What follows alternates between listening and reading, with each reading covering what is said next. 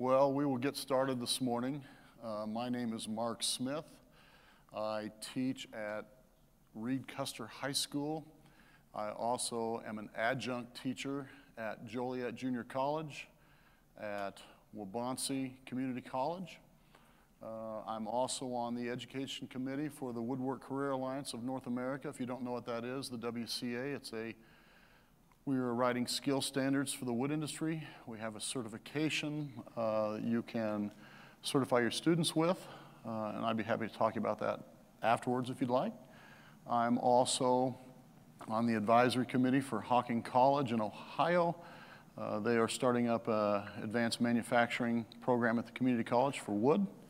And I'm also on the Michigan Millwork Manufacturing Specialist Advisory Council.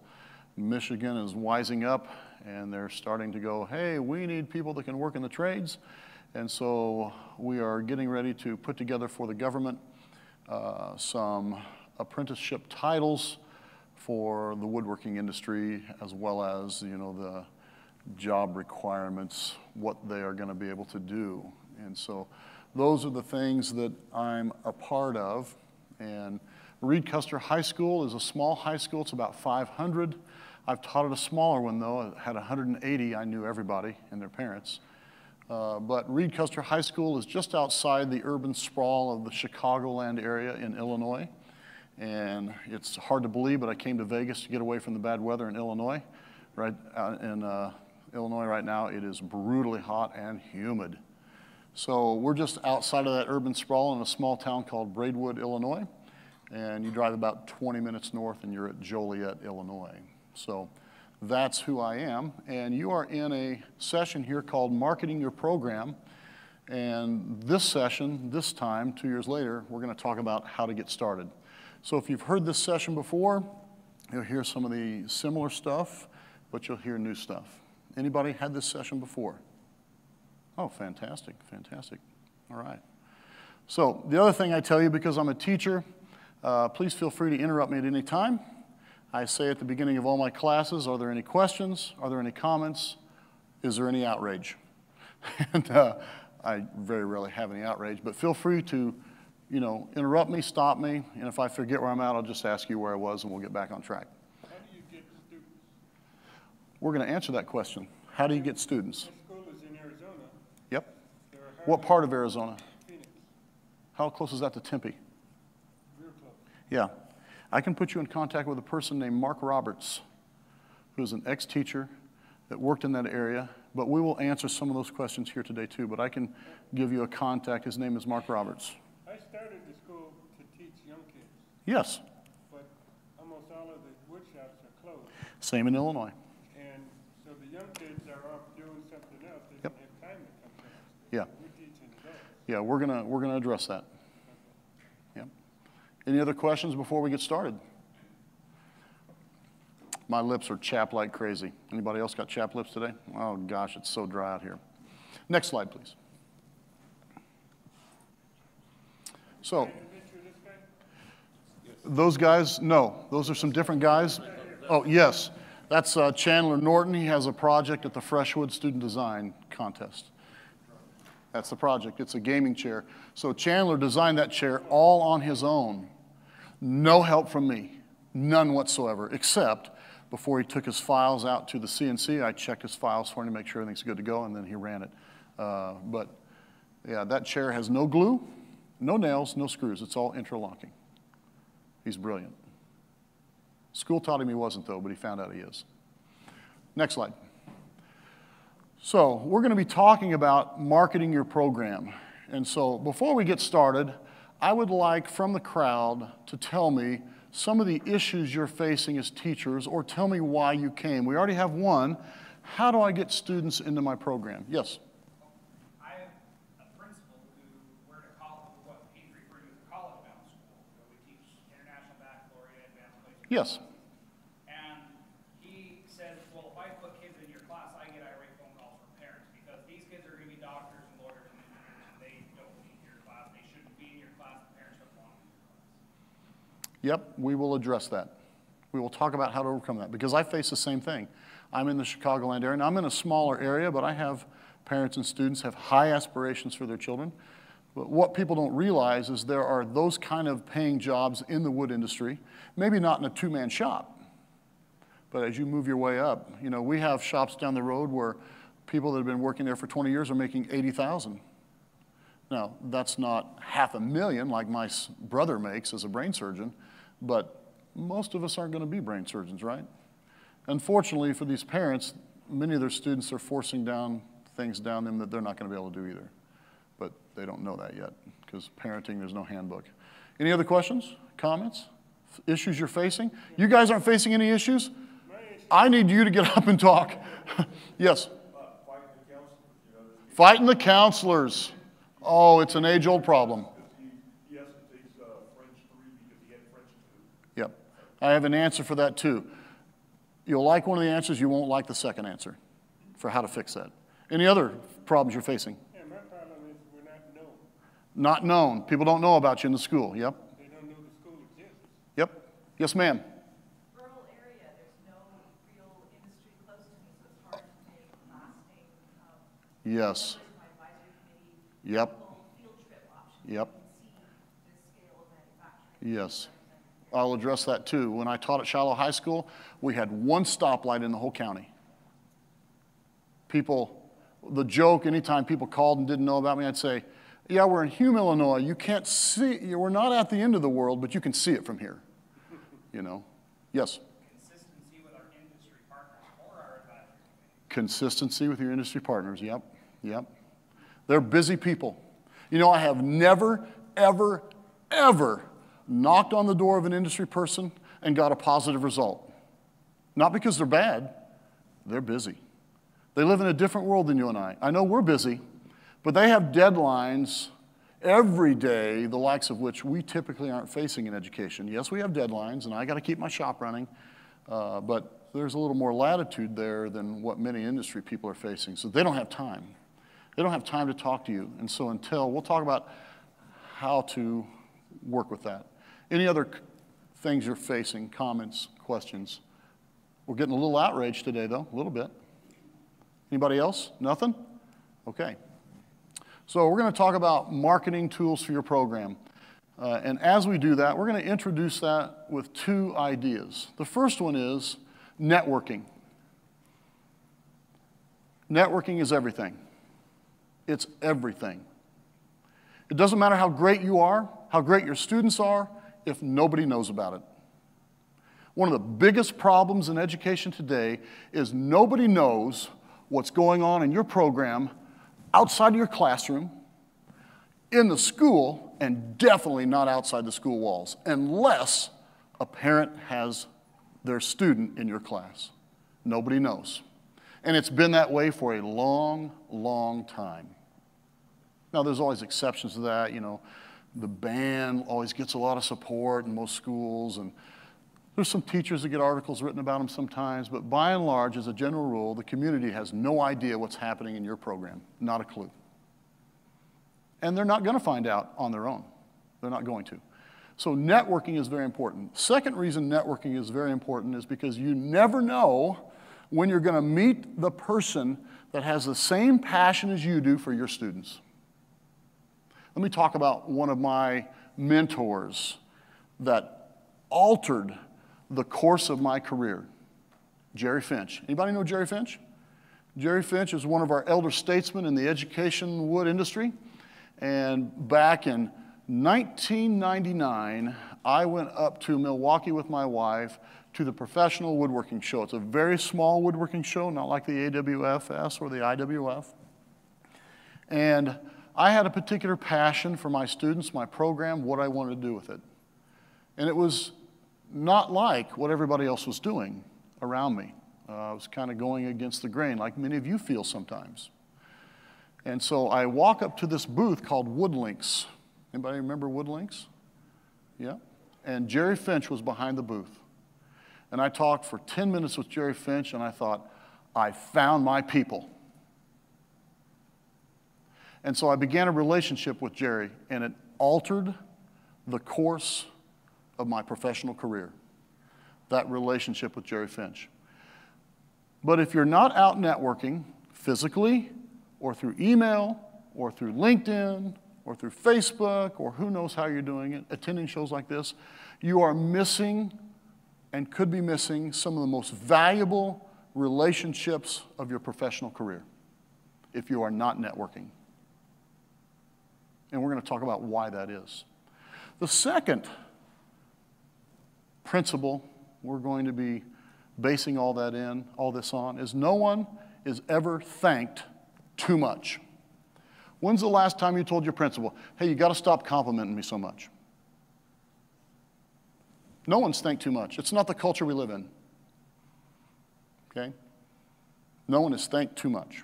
And so this is part of this marketing presentation is going to be based around how do you thank people appropriately and in the right ways to further build relationship with the people who have a passion for what you're doing. Because that's what you're really looking for, people who have the same passion for what you're doing as you do. Okay? So creating marketing tools for your program. Why should I create marketing tools for my program? All these questions that were brought forward, so we can deal with those.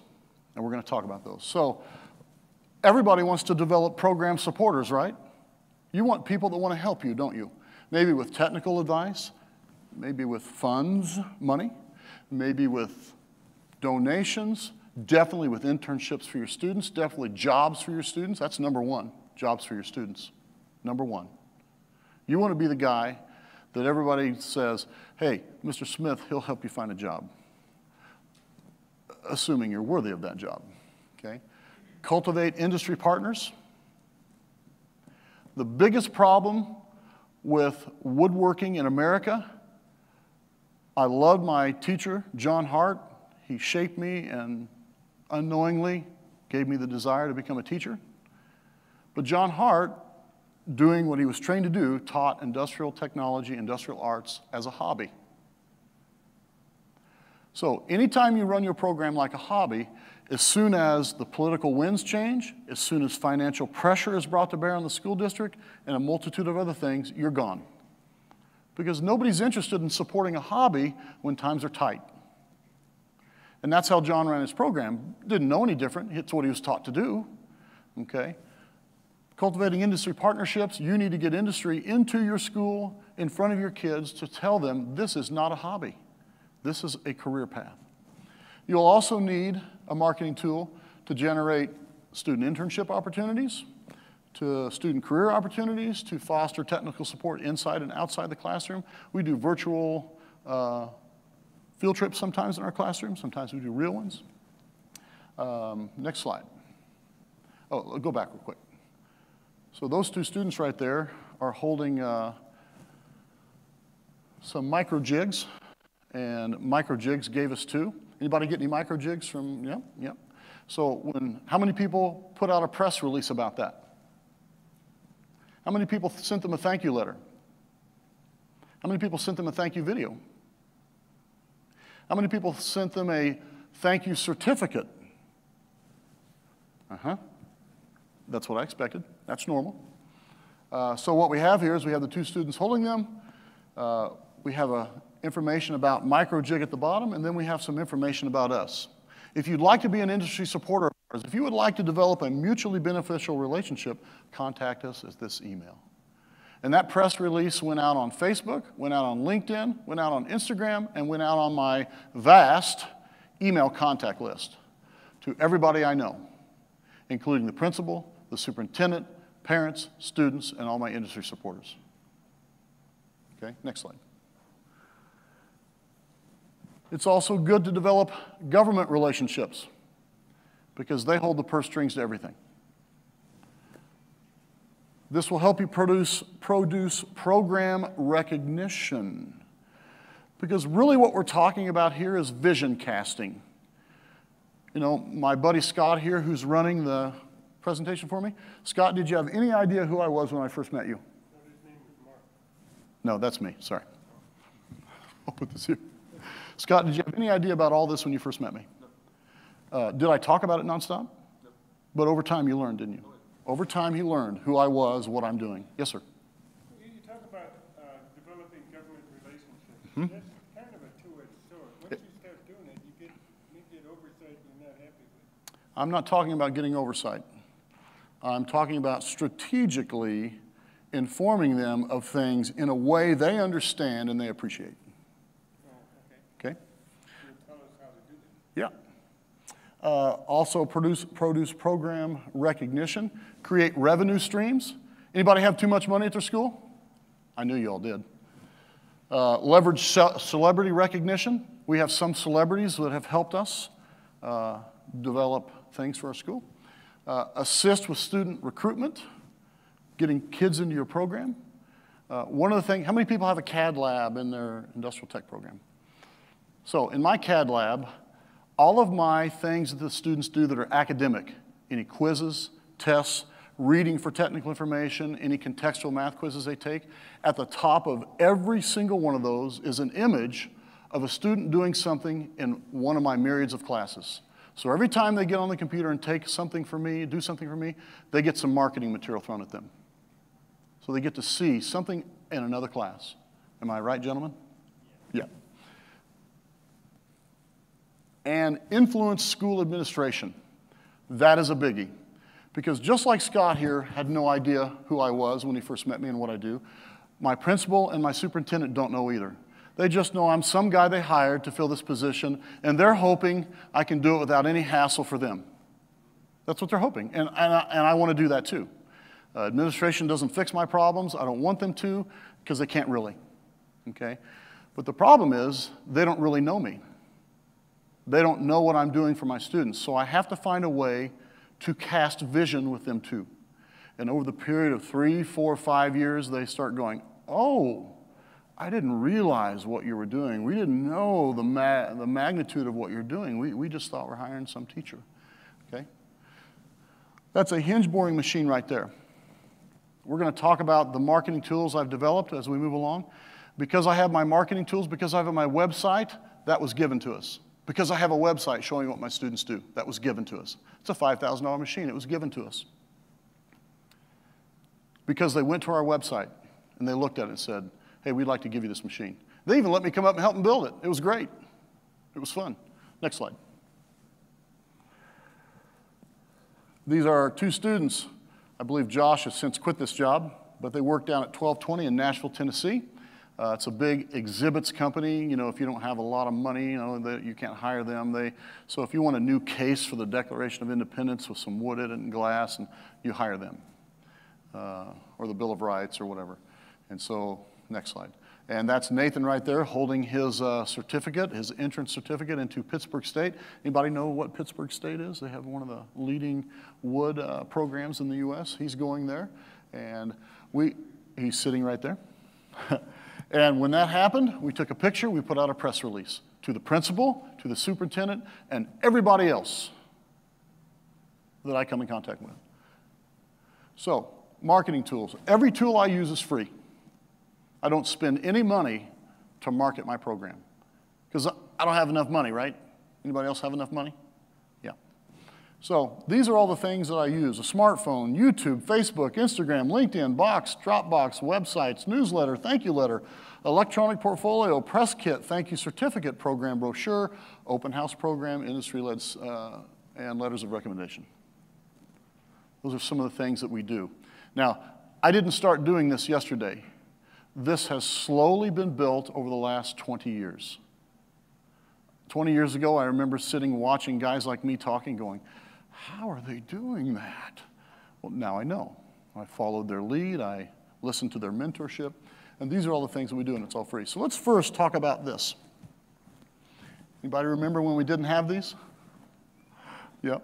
My dad finally got rid of his flip phone last year. He's about 80 years old and went to a smartphone. Had to call the grandkids in to help him set it up, you know. So I wouldn't say everybody has one of these, but it's almost getting to that. Guys, would you say almost everybody has a smartphone in high school? Yeah. And we don't live in a wealthy area. Almost everybody has one of these. You have a problem, just ask the kids, they'll fix it for you. Okay? I have worked on and off in education for the last 30 years. I only have 20 years in because I'm one of those teachers that quits every once in a while and goes and works in industry to make my skills better. And so I left education right when these were starting to take off. Before that, we just had regular flip phones, had house phones with a landline, and we had computers. Computers have been around for about, 20, 30 years. So I was gone from education for about 7 years. And when I came back, suddenly things had changed. Kids had no computer skills, but they knew how to use this. Now, did they know how to use this in a productive way? Well, they knew how to swipe left, swipe right, and they could show you how to set your phone up to do things, but maybe not as productive as you would like them to be. And so the world had changed on me, so I had to adapt. But this right here, you have the best marketing tool in the world right here. These cameras have fantastic digital, these phones have fantastic digital cameras on them. They have decent video cameras on them. They're great for everything. This is my mobile office right here. I do almost all my work right here and on my desktop, okay? So smartphone, almost everyone has them. Students are very tech savvy. You're at the AWFS. Anybody know the woman standing there? That's Dale Silverman. She used to be the head of the AWFS. Now it's Mr. Gangoni. But that's Dale Silverman. And she's holding a thank you certificate for the support she's given my program. And we made her a pair of wooden sunglasses. And we'll talk about how that happened too. So those are some of my students that came with me to the show. I usually bring students to all these shows. The last time before this time, I had 20 students with me at the AWFS. You want to blow the minds of your students in light of the opportunities in the wood industry, you bring them to the trade show. It'll change their world. And then right there is Jimmy Stafford of Train. He's the lead guitarist, or was. He's signing some guitars we built so we could raffle them off. Thank you, Jimmy. Okay, next slide. Another tool we use is Instagram. These different tools we're using reach different people, okay? Instagram is going to reach kids. It's going to reach celebrities, have a lot of social influence. There's all kinds of people on Instagram, but you're going to meet a little more of an eclectic. You're going to meet a little more of an artsy type of person, but not always. The reason I'm on that Michigan board, helping with the state of Michigan, is because I am followed by a company in Michigan on here, and she messaged me and said, hey, Mark, I got a great opportunity for you. What's your email address? So I gave it to her. She emailed me. We talked on the phone, and now I'm on that board, all because of Instagram. Because she has a passion for the same things I do. People are out there, but it's like dating. Boy, if I just go out to the same local watering hole for the next 2 years, I'm going to meet the same people over and over. I may not meet anybody I like. But now we can go national, even international. You're going to meet a lot of people. I know it scares me dating. My kids dating online scares me to death. But not so scary looking for people that are passionate about your job. That's how I met her, through that. Okay? They do really cool work. They do restoration of what we would call historical homes.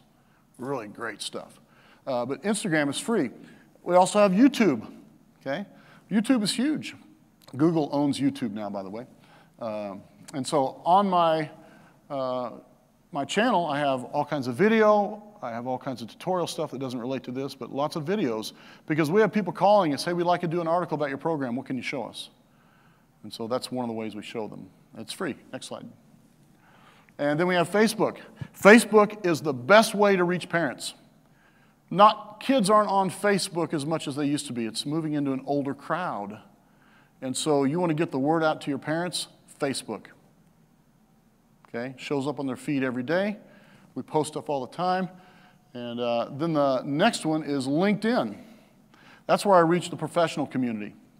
I've got 6,100 contacts on LinkedIn. That means 6,100 people have the opportunity to see the great things my students are doing. And I have people contacting me non-stop. I have people calling me from all over the United States for my students. Now, it's a rare 18-year-old that's going to move to Texas. Not because Texas isn't great, but because they're 18.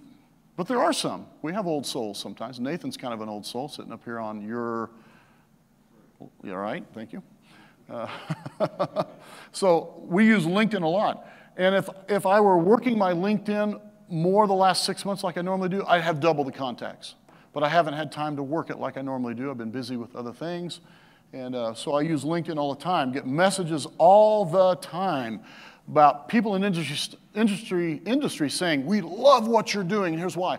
And then I take that information, put that out in our brochures, so people can see someone other than me saying what we're doing is great.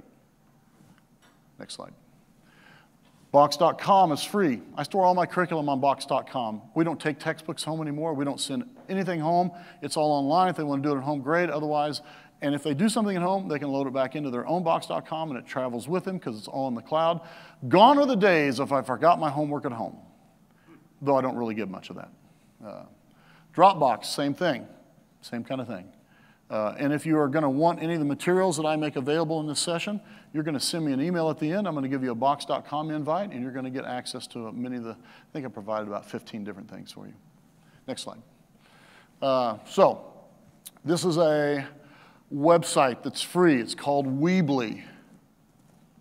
And every one of my students builds their own Eportfolio or their own personal website, because if you are not online, folks, today, you don't exist.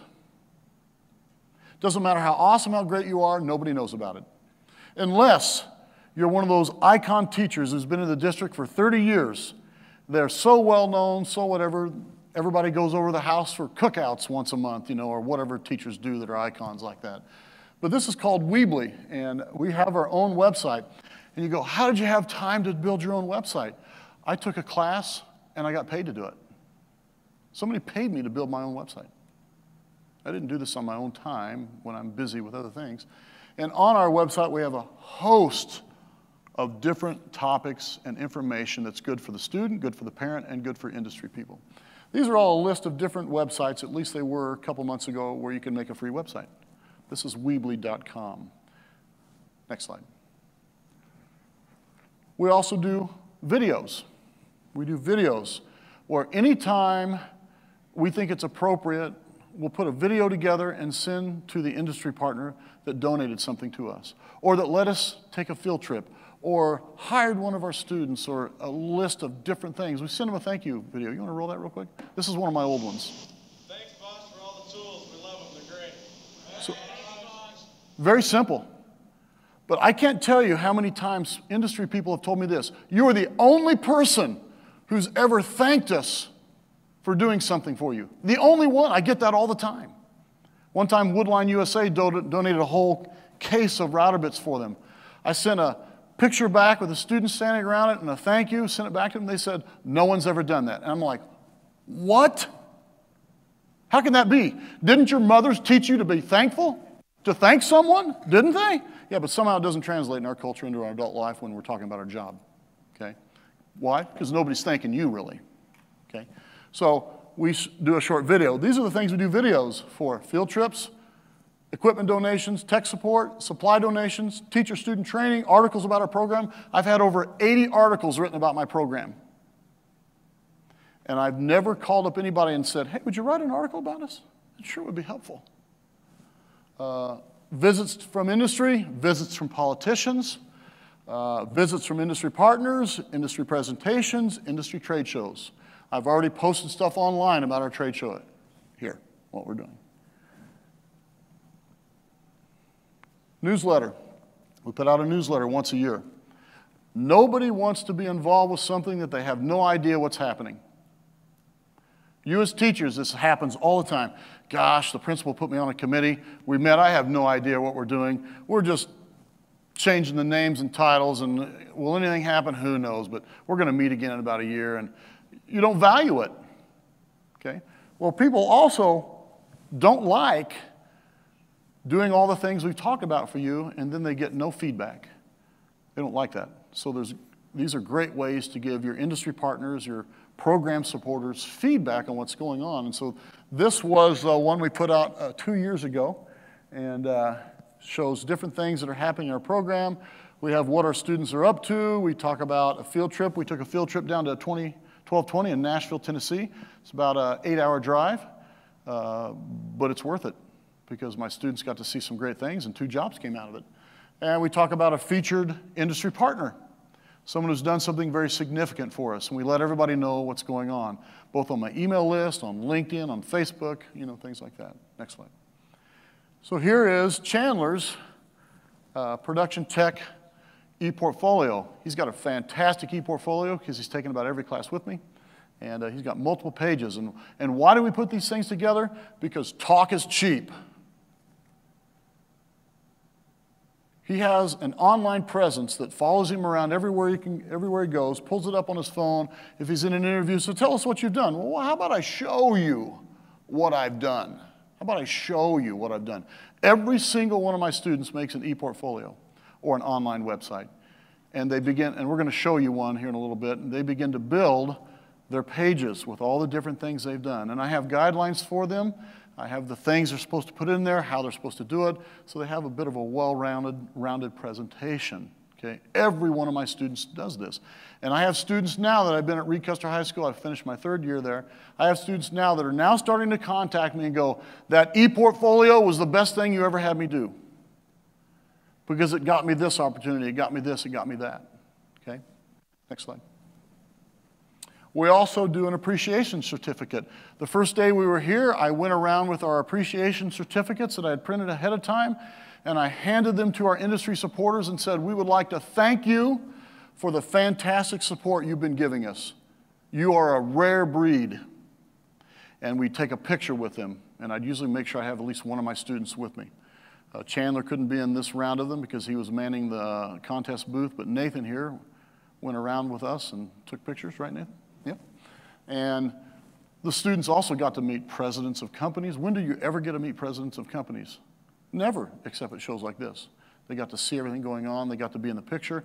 And once we're done with the show, I'll take all those pictures. I'll put them in a collage. I'll post them on LinkedIn. I'll post them on Facebook. I'll put them on Instagram. I'll send them out to every one of my email list, touting and praising and showing the world what these wonderful people are doing for us. Because remember, no one's ever thanked too much. Yeah.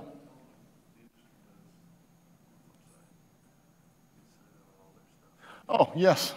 So, when you do this, invariably what everybody says goes, hey, we're going to put this up on our website. Because I tell them, I'll send you the picture. Give me a business card. Do you see what I did there? I got a new business card. I got a new contact. I got a new email. I got a new phone number. Because they're excited about something I'm giving them. They're going to put it up on the website. My students are plastered all over the web. Okay? And now I have a new contact that who knows, someday these people will be sitting in a meeting going, you know, we've got this $50,000 machine that works great. It's only 5 years old, but we've outgrown it. We ordered a new one. What should we do with this? If we sell it on the open market, it's really only worth about $10,000 now. But if we donate it, we can write it off for about $30,000. Who should we donate this to? And then somebody raises their hand and goes, you know, I know this guy in the middle of Illinois. He's got this great program. He's only, let's send it to him. Happens all the time. Okay. So these are all the different things we use our certificate for. We eventually hand them out to board members. We make a presentation once a year to the board. Eventually, I'm going to take my students with me to the board meeting, and we're going to hand all the board members, the superintendents, the principal, everybody's there, a thank you certificate. Because their support's invaluable. You can't do anything without their support. Even if their support is, what do I got to sign today? Oh, Mr. Smith, I'll just sign it, I don't care. Even if that's what it is. The superintendent and the principal are not being bombarded with thank yous. They're being bombarded with problems. So we want to thank them. Administrators, school secretaries, they run the school. Program supporters, parents, media, community colleges, industry partners, students, politicians, governments, anyone and everyone who's ever lifted a finger to do anything for you. I keep a list of everything. I mean, if they just sharpened a router bit for free for $5, I keep track of that. If they wrote an article about us, I keep track of that. If they came and talked at my school, I keep track of that.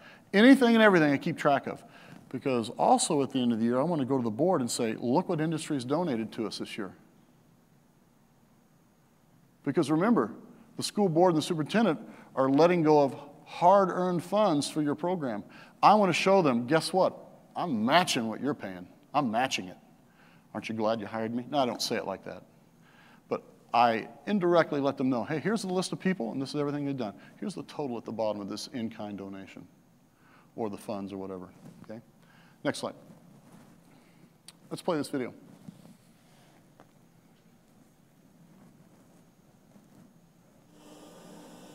So we're going to interject in here just a little bit about something else we do that is made possible partly by this marketing. We generate a revenue stream. So this is our CNC Laser, and it's cutting out some little giveaways that a department at the University of Illinois needs. We made 1,000 of them for about $3,000. Our machine just ran, kids helped me sand them, put them in a box, they came and picked them up, wrote a check, went into our account. You just know people because we're networking, okay? So we have next slide. So we have a school-based enterprise that we run, and that has evolved over time. Back when I first started, my students got checks in the mail for coming to class. $200, $300, $400 every month. Can you imagine? Kids were making more money than I was. Because we were doing this wooden project, this wooden sunglasses project. Yes? How does that tie in with the ASB and the regulations there? Good question. Very curious about that. We've Yes. got so many roadblocks in our school trying Yeah. to attempt to do anything remotely like that. Yeah, so there's a couple things you can do. Well, let's just mention one would be the most important thing. You need to form a non-for-profit 501c, and you need to get people that are friendly to you and your cause to be on your board. And all the money that gets donated goes to that. And then they disseminate the funds out as you see fit. Now, of course, none of that money can come to you, but it's going to your program, your students, things like that, to pay for projects, to pay for field trips, because nobody can be upset with you for forming a 501c3 that's supporting your program.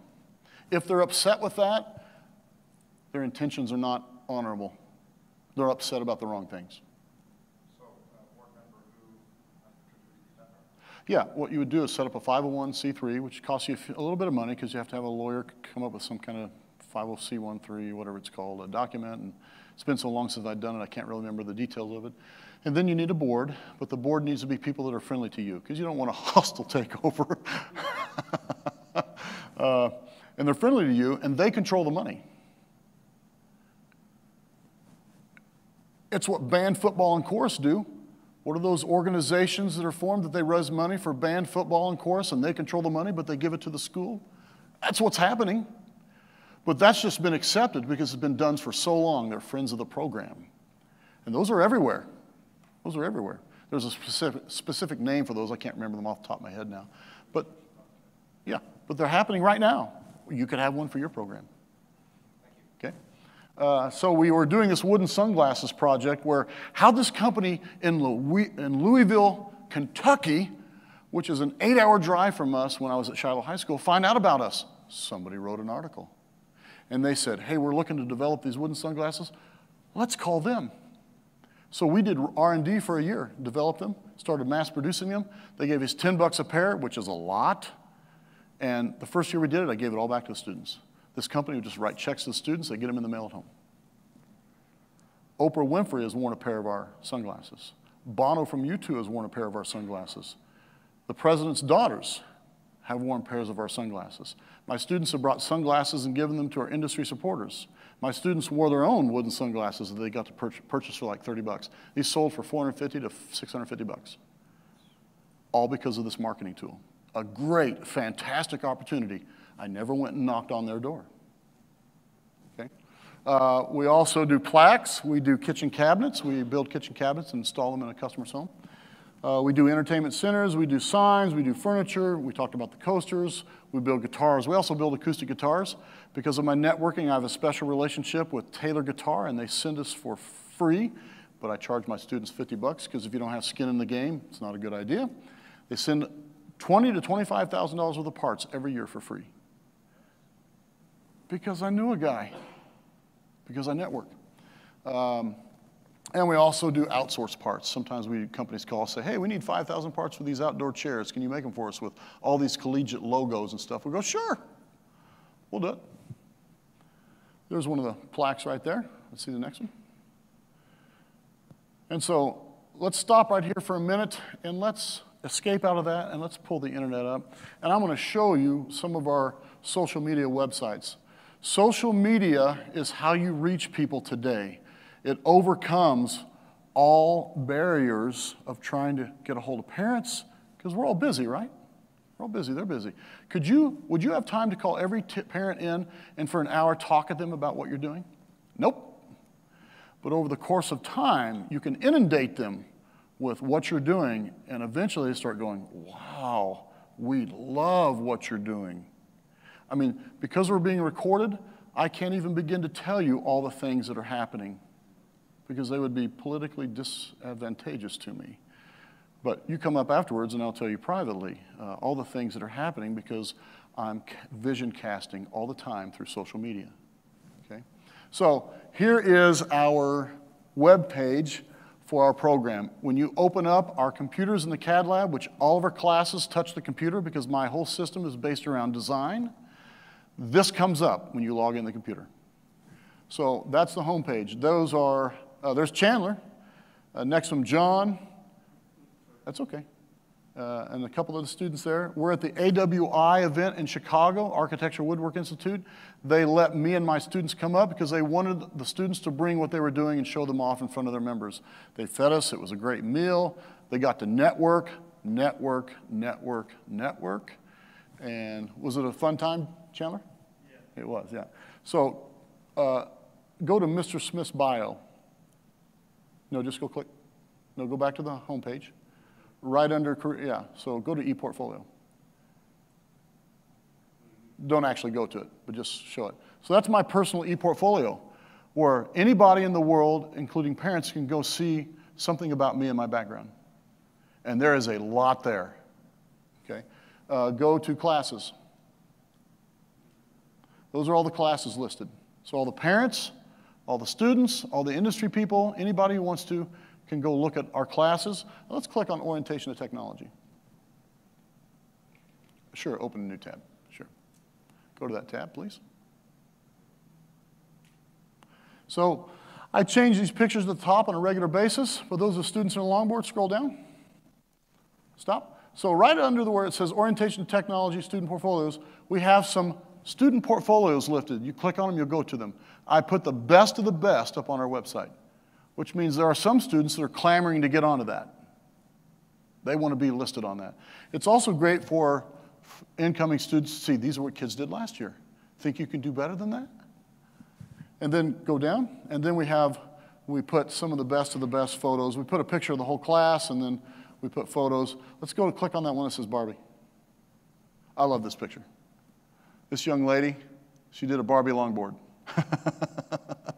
Now, you might be saying, copyright. You know, I've never, ever, ever had a company go, you used our thing without permission. You take that down now. No, what they usually say is, we love what you did there. Can we have that picture and put that on our website? I've never, ever, ever had anybody go, hey, that's copyright infringement, because they're not making any money. It's a student. Boy, when you have students do things, you can rob Fort Knox and people will be thanking you. Not really. But when students are doing it, people love it. Let's close that page out. And that's just, and then we have dual credit. We got the WCA. Go to the industry tab. These are all the different things we do. Go ahead and, yep. College and career event that we do every year that industry and other people come to. We have internships, associations listed, looking for a career in the wood industry, looking for a CAD industry job, program supporters, scholarships, trade shows. What is industry saying about us? Post-secondary schools. Then we have a list of post-secondary schools. Then go to videos. And then we have videos, and then go to the last one and click on, yeah. So articles about our program. I don't have all 80 of them, 70 of them listed there. Program-related websites. Go to student success. This is my favorite page. That's a picture of students that came to an open house we were doing. My past students, some of these people are 35 now. Some of them drove over 3 hours to get there. I was almost on the verge of tears. It was so wonderful. And I'm not the kind of guy that cries all the time. These are all the students that came in to help support me. This was my first year at Reed Custer. We were doing a incoming freshman open house. And they were there to talk with incoming students and their parents. And they had wonderful things to say about me. were they true? I don't know. I wasn't there listening. Go down. So then we have our student success stories. These are students that are talking about what the program did for them. Let's go to the very top one. Okay. So Adam Carrington says, the experience in 3D modeling I gained from Mark Smith's industrial technology classes prepared me well for similar courses in college and ultimately my first career at Northrop Grumman Aerospace Systems. At Northrop Grumman, I utilized 3D modeling software to aid in aircraft design, and he goes on. Oh, that's good. That's good. And I got multiple ones of that, about 30 of them there so far. And how did I get those? I just sent out a call on Facebook. Hey, my former students, I'm looking for people to give me some verbiage on what you think the program did for me. And they just came flooding in. Okay? That's my favorite page. Let's go to, what's that one? Okay, this is my personal Eportfolio. How did I get that? I took a class and they paid me to make it. And I've got lots and lots of things. There's my students going to the AWFS wearing their wooden sunglasses. Yeah, it was awesome. It was awesome. And it talks about, it says, welcome to my portfolio, careers for a renewable and sustainable future.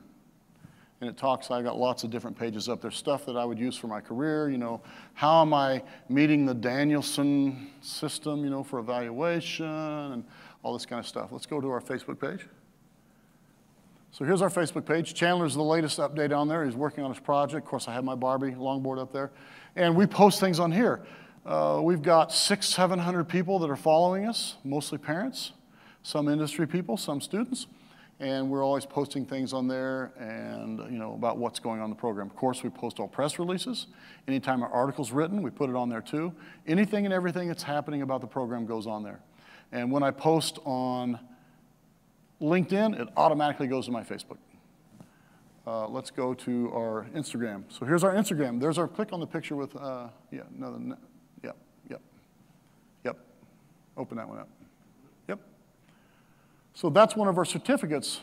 I don't know who that young lady is because normally we would take with Adria. She's in charge of the whole education thing at the AWFS. But she was perfectly acceptable stand-in for Adria, and that's our thank you certificate. They'll put that up on our website. And we're thanking them, and I give a little information.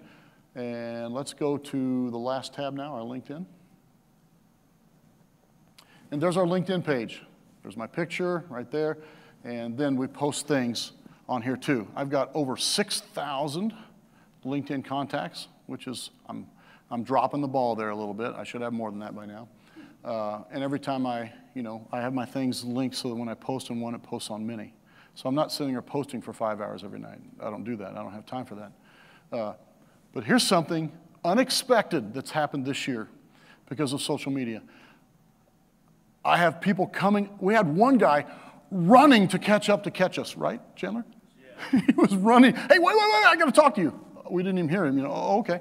He goes, don't I know you? I said, I don't know. He says, yeah, I follow you on, what was it? Instagram. I see your stuff all the time. I love what your kids are doing. Okay. He ran off then after that, so I didn't get his business card. But usually, oh, could you give me a business card? Because I'm going to add him to my contact list so he gets an update every time something happens. Because eventually, he's going to want an employee.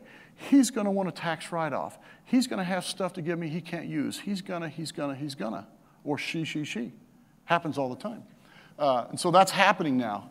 People are coming up to us going, oh, I'm following your stuff on LinkedIn, on Facebook, on Instagram. We love what you're doing. Let me know if there's any way we can help. Okay, can I have your business card? So when I get home, I'm going to enter all my business cards on my contact list. I'll make notes. I'll keep track of all that. And we'll make sure they get all our updates. All right, so let's close those out. Just close them all. Let's go back to PowerPoint. Just click that X. Here you go. So now we're going to talk about how do we actually do this. Go to slideshow. Go from top left from current slide. Keep going. There you go. All right, so how do you create a press release? You guys know people do press releases all the time, right? Just teachers don't. But that's wrong.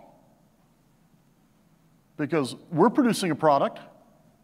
It's an educated student. It's not the same thing as this widget, but it's a product. So when you create a press release, Here's what you do. I just open up Microsoft Word. That's all I do, open up Microsoft Word.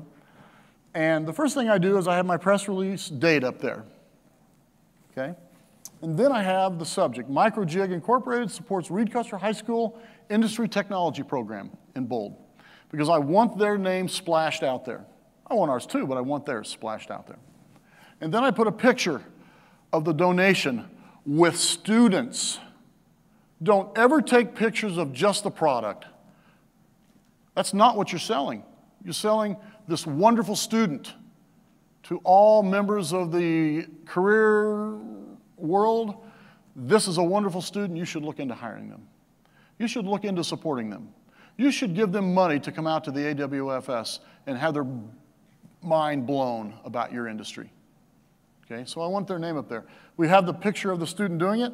Then I'll put, who that is, what it's doing. And then at the bottom here, I put off of their website, I grab some information with their web address and I throw it in there. And then at the very bottom, I put, looking for your next skilled employee? Contact Reed Custer High School's Industrial Technology Program. I have our website, and begin building a mutually beneficial relationship. Contact, and I have my email address for school. I put out thousands of those. I keep every one in Box.com I've ever done. Okay, that's a good press release. So I'm talking about the company, I'm showing the students holding their product, and I'm telling them how to get a hold of me. I can't tell you how many articles have been written about me where they've just taken information out of my press releases and put together a whole article. Okay? So name of supporter. Sometimes I'll have the logo of the supporter if it fits.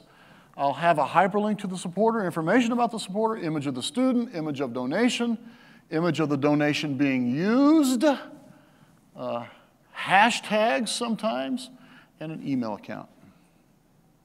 Okay? That hashtags is in there. I shouldn't have it in there for my press release because it'll come up elsewhere. But that's a press release.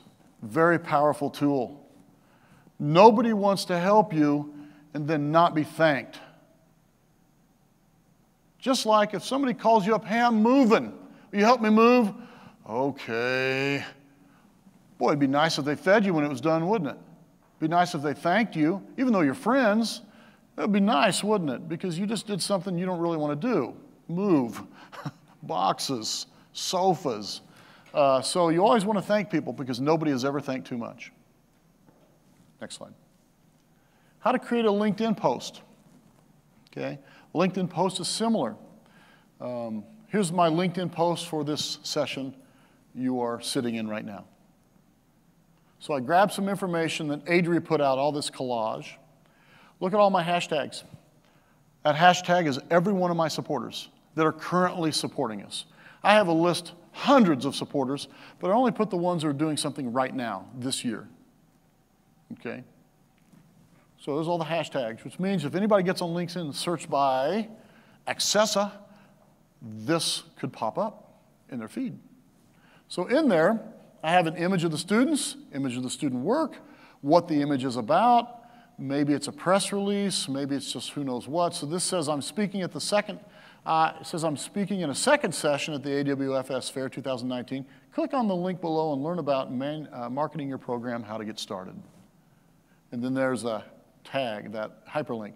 Now, LinkedIn changes the hyperlinks to have LinkedIn in it because they want to market themselves. Nothing wrong with that. But you click on that, and it will take you to the description of this session. And then there's all my hashtags of all my supporters. Okay? So that's my LinkedIn post. Next. So, what's the name of the game? Always be marketing. Because I've been doing this for so long, this runs itself now.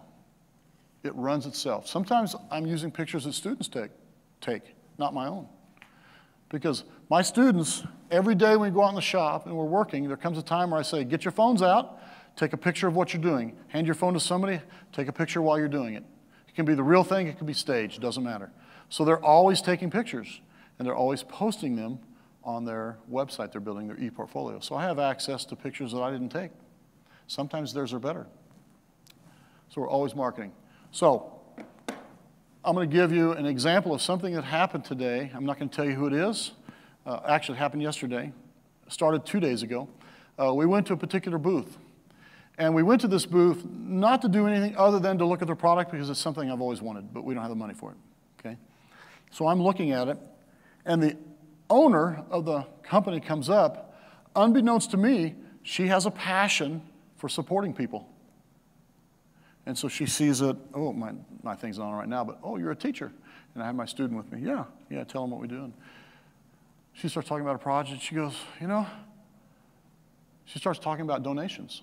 Oh, how wonderful. She goes, we made a donation to somebody. They left it out in the rain. So I'm immediately going, oh, that's horrible. I would never do that to one of our supporters' donation. So I start talking to her just very briefly. I'm very sorry to hear about that. That's terrible. And then the conversation moves on. Well, I wanted to express a little more outrage to her than what I got the chance to do. So I went back with Chandler the next day. Found her again, said, you know, we were kind of busy yesterday. I just want to tell you, that is not how you should be treated. We never treat our industry supporters that do that for us. And I went through the whole litany of what we do for our industry supporters. That's how you should be treated. Because you went without income to help those people. That's just wrong. That's not how you should be treated. Because that's how I actually felt. That's how I actually felt because of what I do for our industry supporters. So when she sees my passion about that, she goes, you know, do you have one of our pieces of equipment? I said, no. I've always wanted one, but can't afford one yet, you know. Maybe we can make a donation. So I say to her, I tell you what, that's wonderful. That's very generous, but let's do this.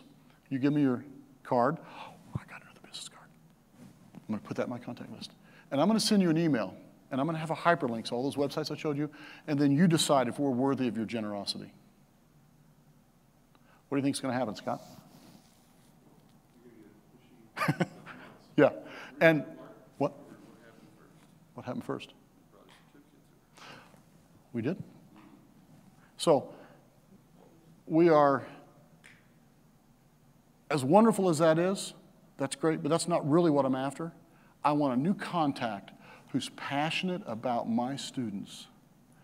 Because you never know when she's going to be sitting in a meeting going, hey, we want to start an internship program. How do we find students? She's going to go, I know this guy. He lives in Illinois. We won't hold that up against him, but he lives in Illinois. Let's contact him, and let's see if one of his students wants to come out and do an internship with us. I can't tell you how many times that has happened. Over and over and over and over. I have students working all over the U.S. in industry. I have students who've done internships. I have in-kind donations, the likes of which I'm not going to mention on camera. The support has been phenomenal. Now, let's address some of these questions then. So what if you're doing all this and your school just will not respond? Your counselors who are on my contact list, they get all my press releases, they get all my updates, they see all the donations, right along with the principal, right along with the superintendent. I am educating them on a daily basis about what we do for their students. Let's say, after doing all this, which it's a little bit, isn't it? They still don't listen. I quit that job. I'm not going to work here because you don't value my students. Because I'm passionate about my students. My tagline that I say at the beginning of every class I teach at the beginning of the year, my job is to help young people find their way. That's what I'm really doing. Now I'm using wood to do it, and I'm teaching them a valuable skill that they can get employed with if they so choose, but most of my students aren't going to do that. They're going to move on to other things. But I'm really helping young people find their way, and that's my passion. And I'm looking for other people who share that passion. And if you don't have that passion for my students, I cannot work here. So I turned in my resignation. And I found another school that had that passion. Now you go, wow, that's gutsy. I know. I know. I did it with fear and trepidation. It wasn't like I marched in and said, here's my resignation. I don't like you. No, it was with fear and trepidation because I was in the process of lining up another job, but it wasn't for sure yet. Okay? But I'm not going to work somewhere where they do not value my students. I can't. There's something in me that cannot cooperate with that. I can't do it because I'm too passionate about my students and what they do. Any questions? Oh, you guys are quiet. Yes? You mentioned industry paying for your students' way to the show. Yeah. Can you expound on that a little bit? Yes. So when I found out Nathan was going to go to Pittsburgh State, Nathan, for me, is a Johnny-come-lately. I kind of came into his life late in the game, so he only had 1 or 2 classes with me, where Chandler's had how many? All of them. So I don't know Nathan as well as I know Chandler, okay? So Nathan's kind of new to me, and when he decided to go to Pittsburgh State, that was like, wow, I didn't see that coming. He just called me and said, hey, where can I go to learn about woodworking? So I gave him some options and, thought, well, that's not going to happen. I don't even know the kid, really, But then he tells me, I got accepted to Pittsburgh State. So I said, great, bring in your thing. We'll take a picture, We'll tell them what's going on. We'll put it out on all of our social media. AWFS contacts us and go, hey, we'd like to bring Nathan out to the AWFS. I didn't knock on Adrian's door and said, hey, I've got this student I'd like to come to the AWS. Will you give me some money? I never do that because that's rude. I never do that. So now he has to work for her a little bit, which means he gets to see how things are done behind the scenes, which is a great opportunity. It's like a mini internship, but they paid his way. Not only that, once I saw that was happening, I then sent out an email. And I didn't ask for money, but what I did is I sent an email out to my industry supporters. Do you know anyone who could support my student? I don't ever ask for money. It's rude. Just like you never go up and say, would you hire me? You go up and say, do you know anybody that's hiring? Because you don't want to put people in an awkward position. It's rude. So I just sent out an email to all my industry supporters.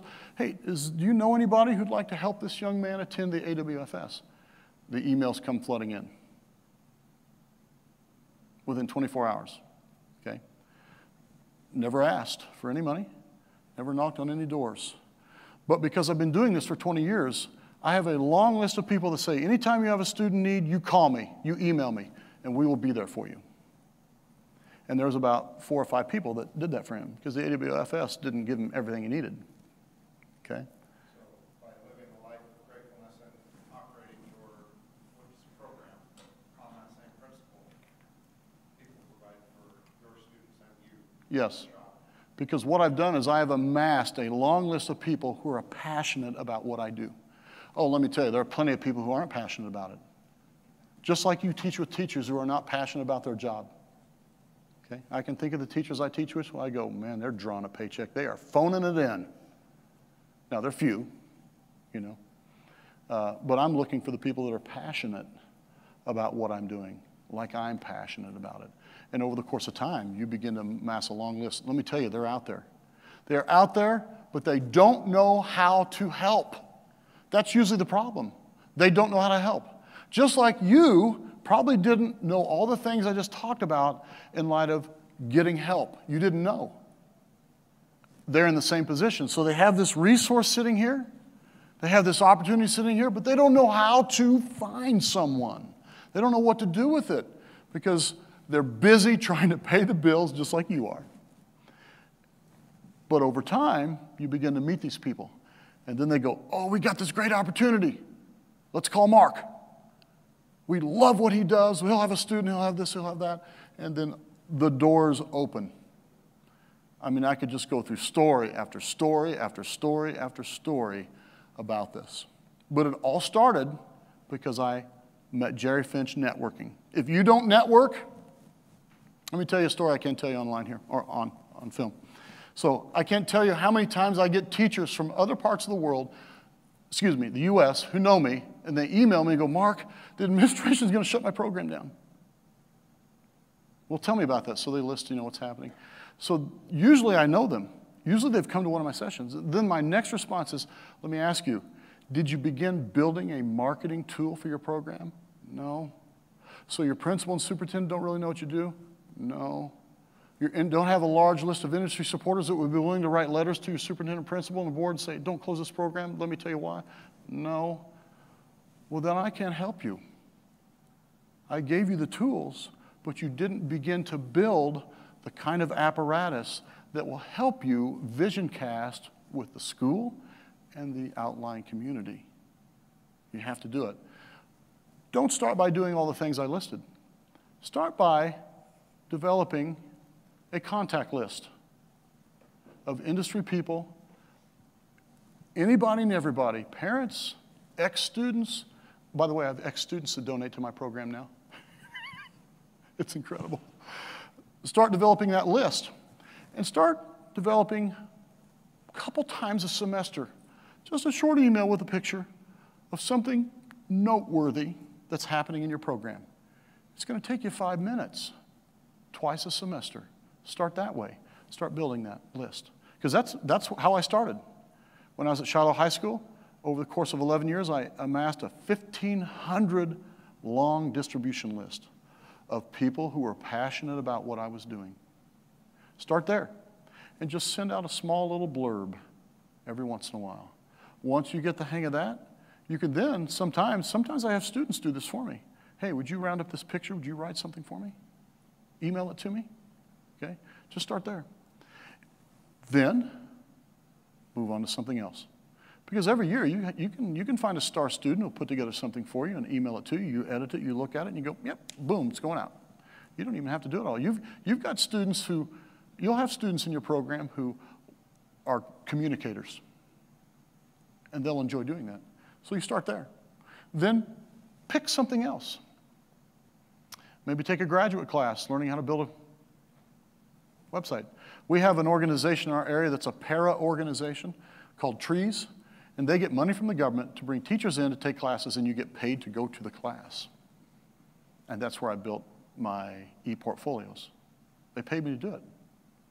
I'm sitting there getting paid doing what I need to do anyway. And so maybe pick something like that. Start building a website where you feature what your students are doing. Now you might be, what's the thing that comes to your mind when I say I'm sending pictures of my students out? What comes to your mind? What? Photo waiver. So I don't know what they do at your school, but when parents come in, they got to sign all kinds of paperwork when their kid's a freshman and a sophomore and junior, you know, that kind of thing. One of the things they have to sign is a press release, because schools have a newsletter usually, and you know they do some things, and but we'll always have parents, nope, can't do that. Well, I have a certain amount of information students have to sign too. It's mostly a safety behavior form, because safety trumps everything. It trumps all parents, no matter what their opinion is about me or my program, because safety trumps everything. Because they want their child safe, don't they? They want them coming home with everything they sent them with, right? So on my classroom shop behavior form, I also have a thing about this also doubles as a photo release, because we use the likeness of your child to do marketing, to generate money for your child, equipment for your child, and all those kind of things. And every parent signs it. Every parent signs it. Now, eventually what happens over time is parents are happy to sign it because they heard you got Johnny a job. You got Susie a job. You sent Susie to the AWFS and she won the contest, and you know, that kind of thing. Just what happens is eventually you build this giant ball of success that just rolls over the top of people that want to stand in your way. My desire when I was at Shiloh High School was to develop this ball so big that people were embarrassed not to get involved. They were embarrassed to stand against this huge ball of success running their way. Not because I want to hurt them, not because I want to do anything bad to them, but because I want to help young people find their way, and that person is standing in the way. They don't know it, but they're standing in the way. And we want to roll this ball of success towards them where they're like, oh my gosh, I can't say no to that. Look what they're doing for our kids. So start by building something else then, whether it's a website, whether it's press releases, whether it's thank you videos, whether it's thank you certificates. School will mail them out for free. Just print them out in your printer. You know, take $30 of your money that year and get some little nicer paper, put them in your printer, print them out, write some labels. Kids can help you write them if you want, and mail them out. But start small. Start small. Don't start with what you see. Start small. Questions? Comments? Outrage? Yes? Thank you. This has been my favorite class. Oh, you're welcome. I've taken all the educator classes. Yeah? This has been absolutely. Well, if you do this, you will stand out as a teacher. Now, I'm at a new school now, so I'm now working to prepare the administration to get them to let me bring kids to the AWFS. Because let me tell you, that's a tall order. Bring high school kids to Las Vegas? Have you lost your mind? Well, that's usually people who have never been to Las Vegas. And that's people who are a little bit behind the times. Because if you've got internet access, baby, you're already at Las Vegas. In Illinois, you can gamble on your phone now. Okay? So there's nothing going on here that's out in public that they're not seeing every day already on their phones. Nothing. Okay? And the first time I brought students out was in 2005. I did 30 hours of research. I started by calling high schools. Hey, what can high school kids do out in Las Vegas? They go, I don't know, click. Then I call the Better Bureau, business, whatever it's called, and they helped me a little bit. So then I just started doing research online, and I found back in the 60s and 70s, when the mob owned Vegas, there wasn't very much family friendly, but then in the 80s, corporate America started buying up everything in Vegas, and now they run everything. And they want families here because that's more money. So as long as you're staying on the Strip at certain hours of the day, and you're not, taking them to a show they can't legally go to anyway, and you're not gambling with them and drinking with them, there's all kinds of things to do in Vegas for kids that are family friendly. All kinds of things. We've had a blast, haven't we? Yeah. And so, but that takes time to develop that. Now, these kids are here. How'd you get them here? They're graduates. They're not students anymore. They're coming as adults. Someone else paid their way. Okay? So this is kind of outside, but I'm testing the waters a little bit. See how it goes. But eventually, they will warm up. Because when I take Chandler back and put out a press release that Chandler won his category at the Freshwood Student Design Contest, as an administrator, do you want to get in the way of those parents who have a student who just won that? Not if you're smart. So you just begin building this ball, that you're rolling down the hill and people eventually jump on, because don't you want the kids to be successful? Yes? Yeah, my school is a post-secondary private school. Yes? And our problem is we can't attract high school students. So what we attract is people who work that maybe doing it as a hobby. So, Maybe 1 out of 1 or 3 out of 100 will want to look for a job in the industry. How can we apply this technique to that? well, the key with that is you have to show the parents there are jobs. Because no matter how much my students like what they do, if the parents are at home going, oh, you're not doing that, that's crazy. It doesn't matter what they want at 18. Typically, they're going to go along with mom and dad want, as it should be, right? We don't want to raise a system where parents, children are thumbing their nose at parents, and parents are like, hey, this school system's turned into a monster. We don't want that. But you have to show the parents, here's the job opportunities. How do you reach parents? Facebook. They're on Facebook. Facebook's kind of an older generation now. Yeah. Well, wouldn't another answer to his question is he should be on the email list of all of us high school students to attract people to his post-secondary? That's a possibility. In our state, the high school students don't have time during the day because they're taking E-classes and IT classes. So you want them to come after hours? They can't afford it. See, almost all of our classes are night classes because people work during the day. So, every day is 55. Okay, are you accredited? No. If you're not accredited, you have a steeper hill to climb. I'll tell you why. Like every once in a while I have students say, hey, I want to go to this, I want to go to that. I'll say, that's fine, go do it. But you need to understand this, it's not accredited. Which means if you ever decide to do something else, everything you did there doesn't transfer. Now that's not necessarily negative, but they just have to make sure that, well, I know I want to weld and I'm never going to do anything else. Well, maybe. And so I don't discourage my children from going to that, my students from going to that, but I want them to know the full picture. Just like even if they're interested in the wood industry, I let them know the full picture. They're going to start you at sanding maybe, unless they see a real talent in you. They're going to start you at sanding. You're going to have to put in your time there. Because if you don't know how to sand and all the implications of the manufacturing process and how they impact sanding, You're not going to know not to do that on the CNC because that's going to add an extra 10 minutes over here with this poor person sanding. So maybe that's something you look at. That's probably the best answer I can give you right now without doing more problem solving with you personally. Any other questions, comments, outrage? Go to the next slide. So, if you want access to some marketing tools that I've created that I'm going to give you, there's about 15 of them in there, you need to send me an email to this website, or that email address, okay? And I will then send you a Box.com invite. I'm going to force you to get online. And Box.com is free. It's going to come as an email. There's going to be like a blue folder. It'll be a little verbiage in there. I'll say, hey, thanks for coming to my session. Here's the files that you'll have access to if you... So you click on that. You're going to go to Box.com. They're going to ask you to sign up. It's free. I don't know how many gigs they'll give you. I got 10, which with all my thousands of files, I've only filled up half. And I got thousands, probably 6,000 files on my Box.com. It's only half full. So I'll send you that invite. You use whatever email is your login, whatever password you want. It's then going to ask you, hey, is this personal? Is this for business? Just go personal. And it'll walk you through. And eventually, there'll be a blue folder that shows up that'll say whatever it says about marketing your program. You click on it, and all the information will be there that you can download. Now, you'll have access not as an editor, just as a viewer, because I don't want you accidentally deleting things. And it'll be available to you for 2 weeks. Then I'll take you out of the system. And you can pick and choose what you would like out of that and make it work for you, because what I'm doing may not work for you. You've got to figure out, how can I eat this elephant one bite at a time in a way that works for my school district? You've got to figure that out. You've got to do some thinking.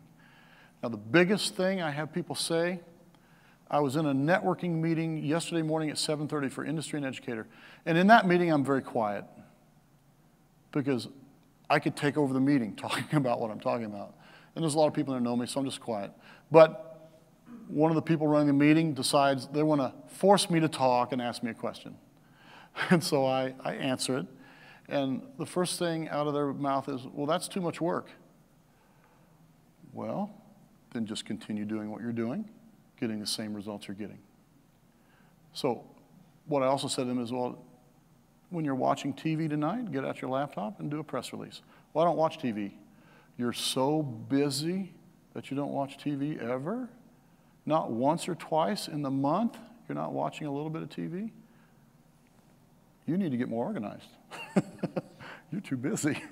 Maybe you're not watching TV, maybe you're doing something else, but you know, we have our decompression times, right? We all have to decompress in some kind of way. Take a few minutes. You know, now when I put out a press release, I call up an existing press release, I change the title, take the picture out, slap the other picture in, change the verbiage, boom, 5 minutes, it's done, it's out. 5 minutes. 5 minutes could change the direction of your program forever in the positive. What do you send your press releases to? I send them to every single email contact list that I have in my distribution list. Right now, it's about 600 people. So I'm slowly growing it.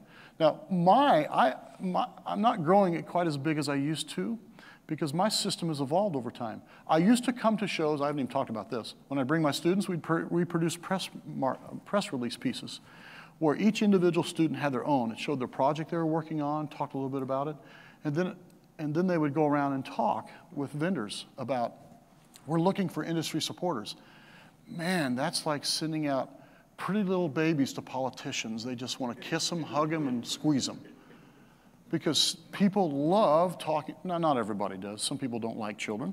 But most people have a hard time saying no to children or young adults. They have a hard time saying no. So I'd send them out en masse. We're looking for industry partners. Not necessarily just stuff, but people who want to get involved with us, whatever that may mean.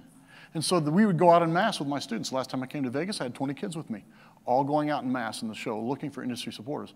But my system has evolved and grown past that. I'm no longer looking for industry supporters at the show anymore because I don't want so much stuff coming in as donations that I don't have room to put it.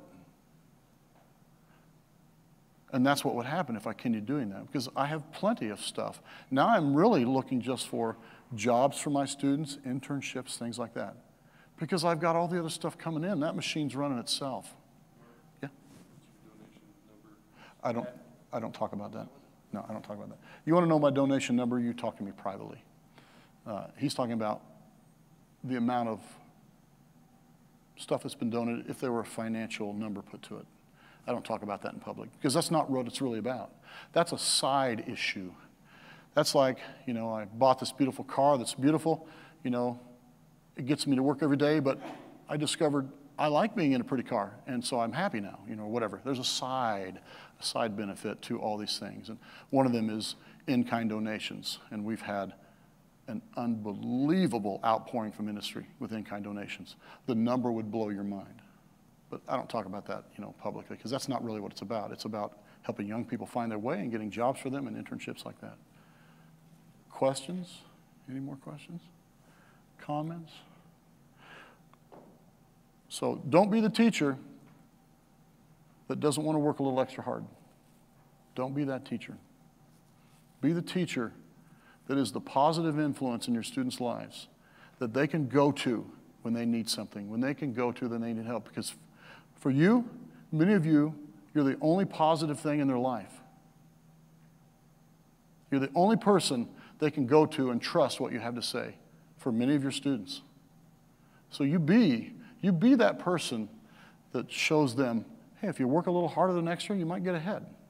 You may never get rich, but you might be able to do something you love and enjoy going to work on Mondays. I look forward to Mondays. I tell my students that, and they go, my parents hate their jobs. I understand. I've been at jobs I hate too, but I look forward to going. So be that person that teaches them how to network, teaches them how to toot their horn without being rude. Teach them how to find their way. Teach them to find something they love. That's what you want to do. That's it.